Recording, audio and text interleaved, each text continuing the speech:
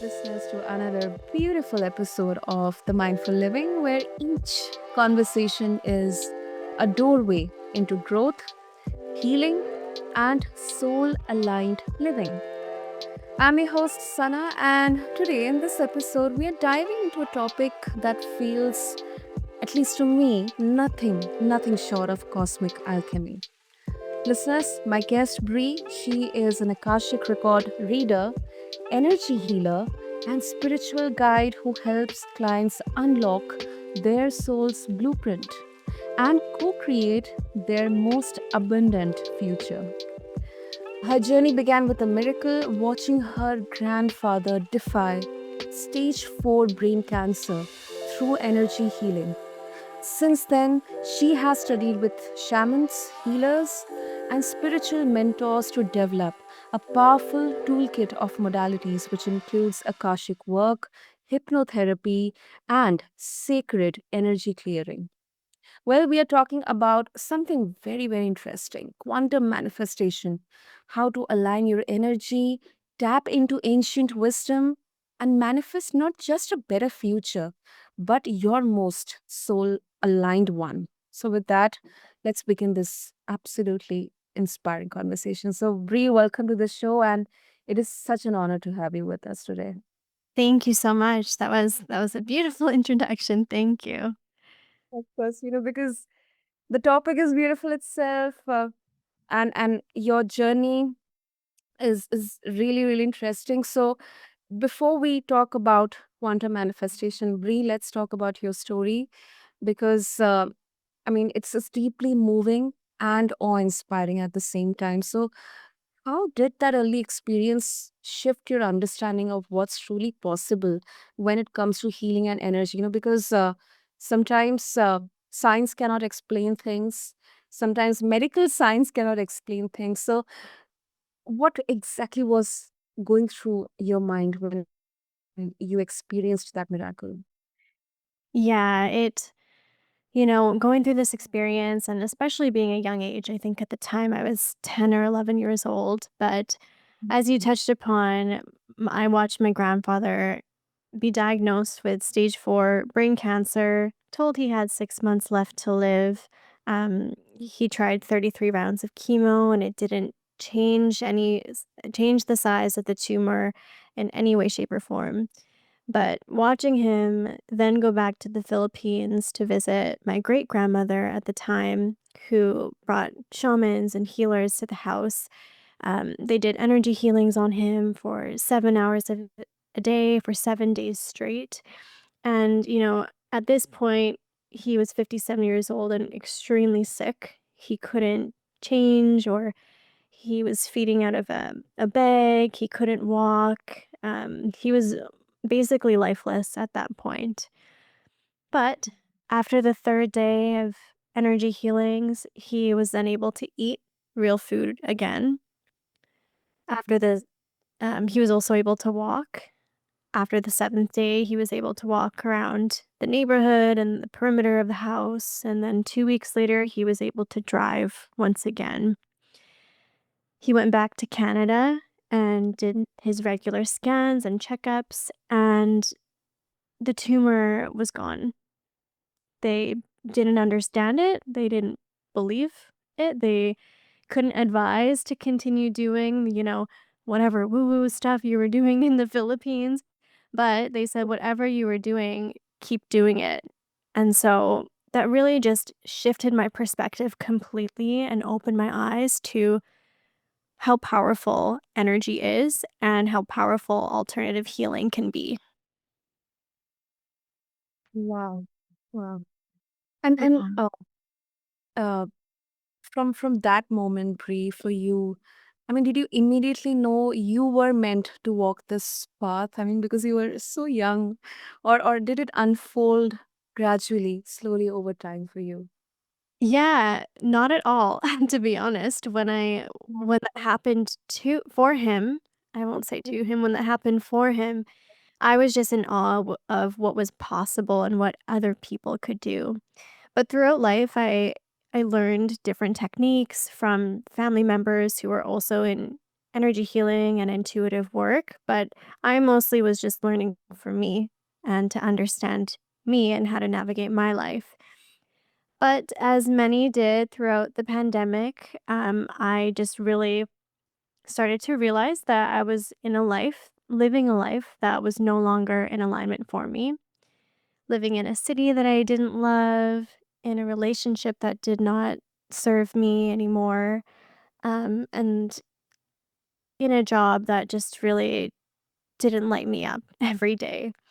And so I started to do my own deep healing when I realized that everything that I thought I wanted, I no longer do and I no longer resonate with. And that left me really lost, to be honest. Mhm. And so through that time, I sought out other healers and intuitives to help me through my journey, some of them offering courses, and I took them just so that I could understand myself more and on a deeper level. But throughout those courses, we started to practice with other classmates, and then I started to practice with friends and family. And then I started to really realize that I too had gifts and abilities that I can help other people with. And just, it struck a chord in me because if those healers back then decided that they wanted to keep their gifts for themselves and not help others, my grandpa wouldn't be here today. And so I really felt like it was my duty to continue that and continue on this path. Mhm. Thank you so much, Bree, for sharing that. Mm. And let's talk about Akashic Records because I have you know before even getting into the world of podcasting, I never ever came across this concept, this word. In fact, I never even thought about us being energies or our souls being the energies who have this kind of, uh, the data library or something of the places we have been as a soul, or the times, the events we have been into or through. So a lot of people hear Akashic Records and they think it's just past lives. But you talk about them as a tool for soul remembrance and future alignment. So how exactly do they serve this purpose? I mean, how do they support quantum manifestation? First of all, what exactly is quantum manifestation? There are a lot of questions in there, but yeah. Yeah, well, yeah, that's exactly it. So the Akashic Records, that's basically a giant metaphysical library, and within that library are a bunch of metaphysical books, and each book represents somebody's soul and all of the past lives that that soul has lived, as well as their future possible timelines.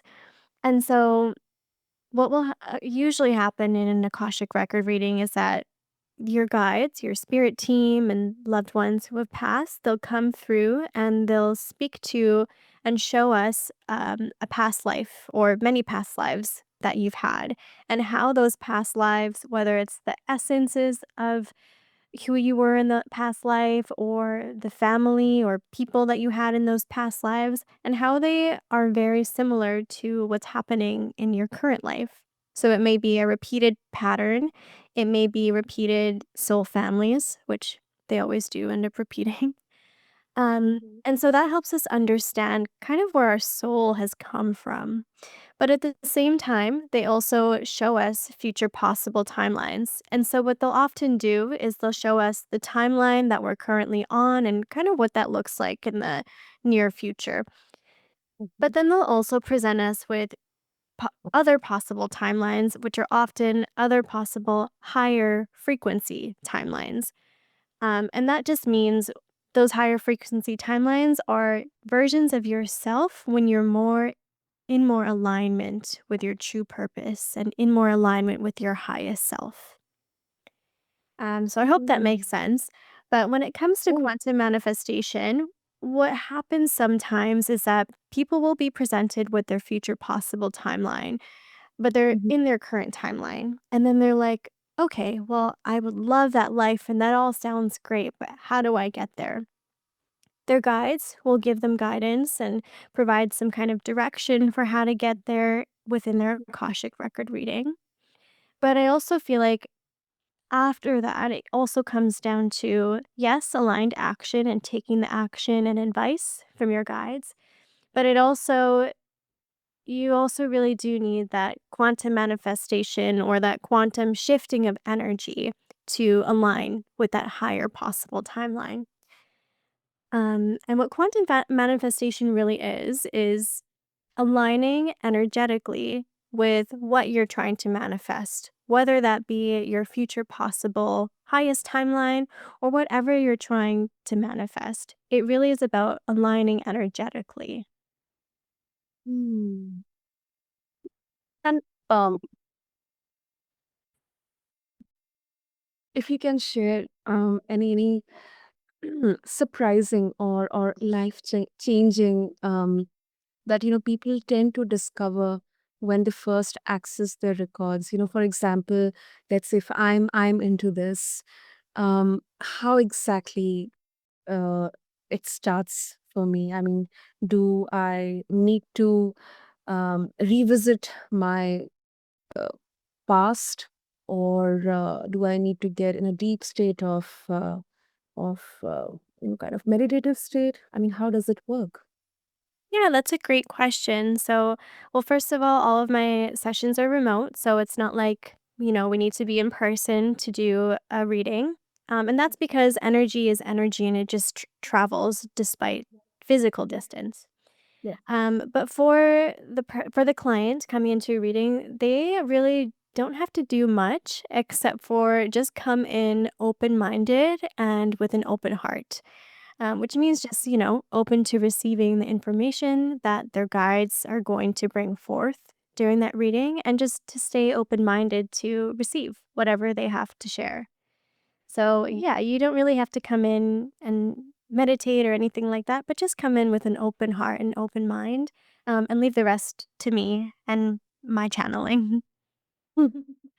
That's beautiful. That's beautiful.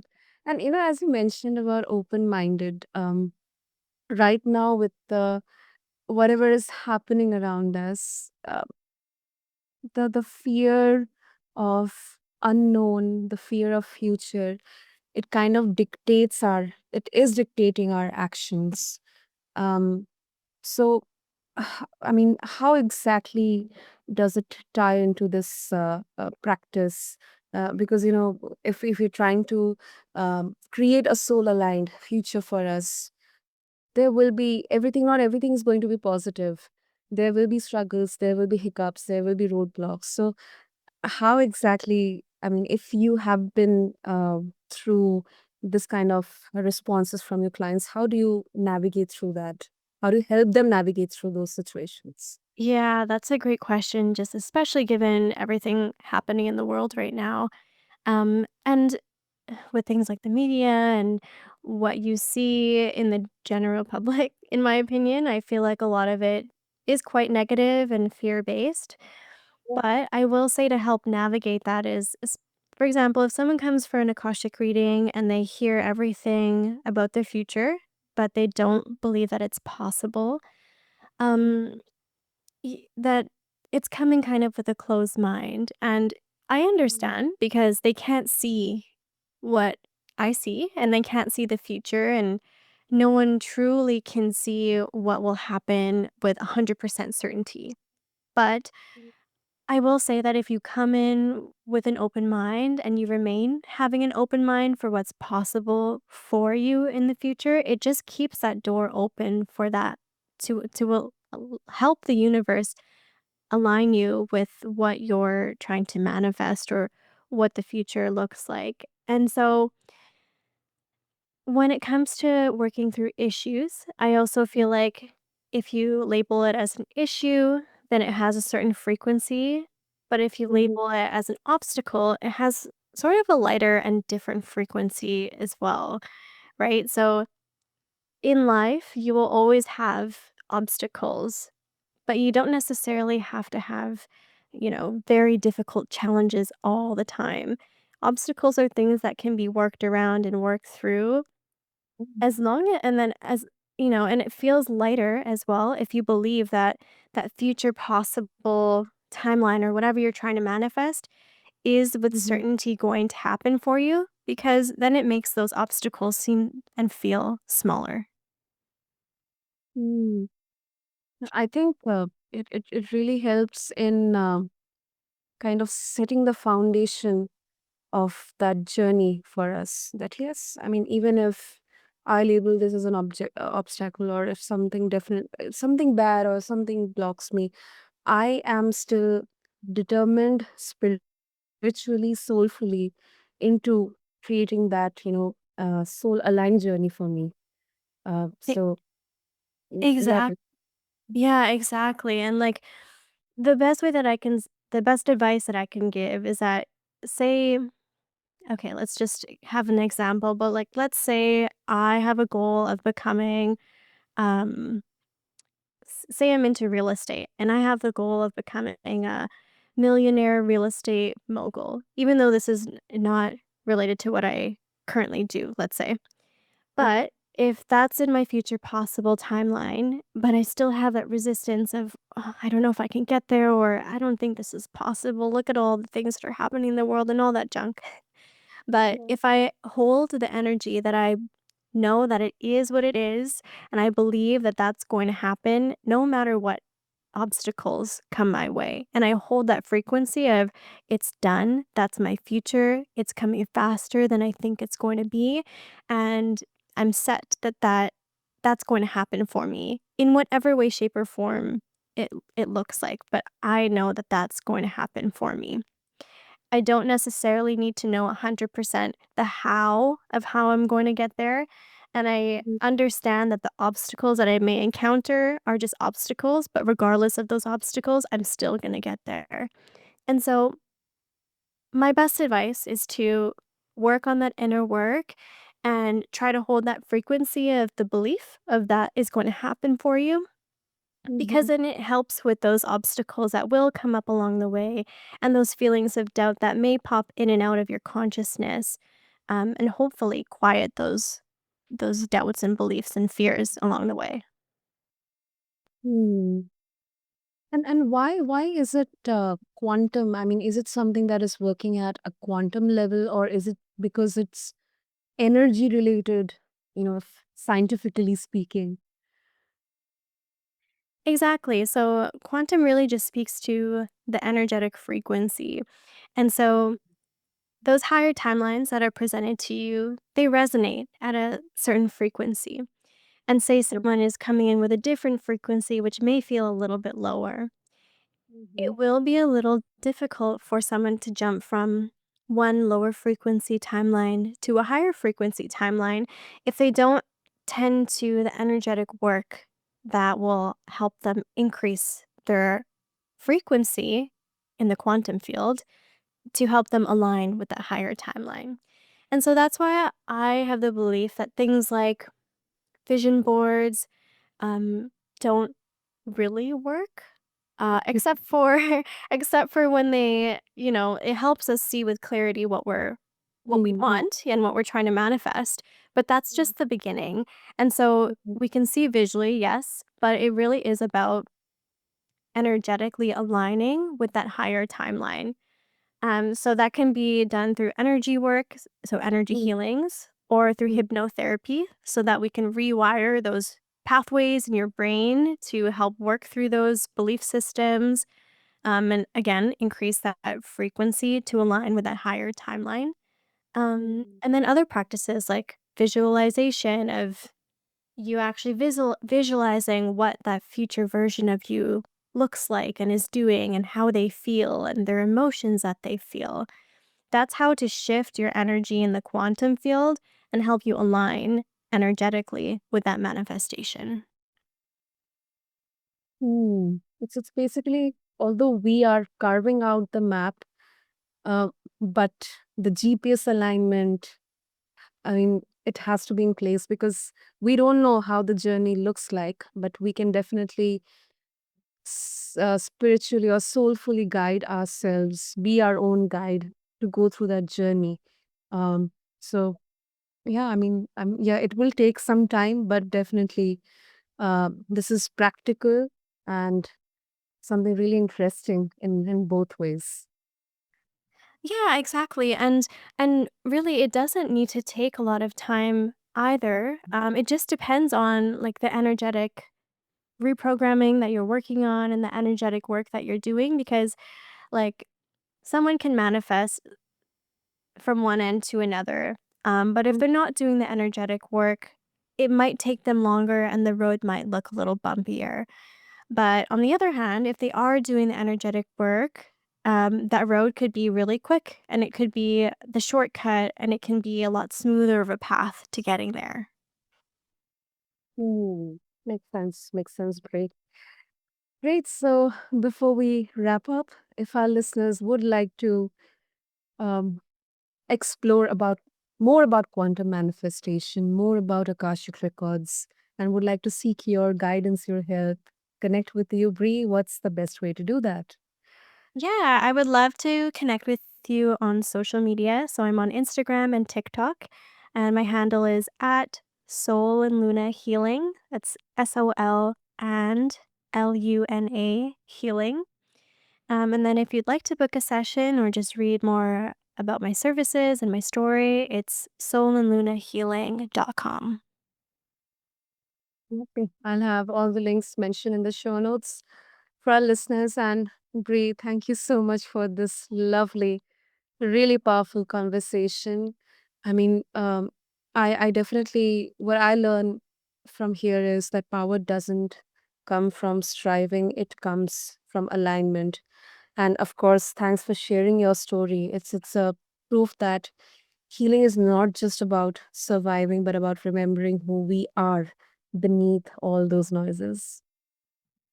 Yes, absolutely. Thank you so much for having me too. And to all of our beautiful, mindful listeners, if you are feeling misaligned or disconnected, this is your sign. Your soul already knows the way, you just need to tune in the right frequency. So, to seek help, to get more guidance and get more information, just refer to the show notes to connect with Bree. And until next time, keep listening, keep healing, and keep choosing a life that feels like truth.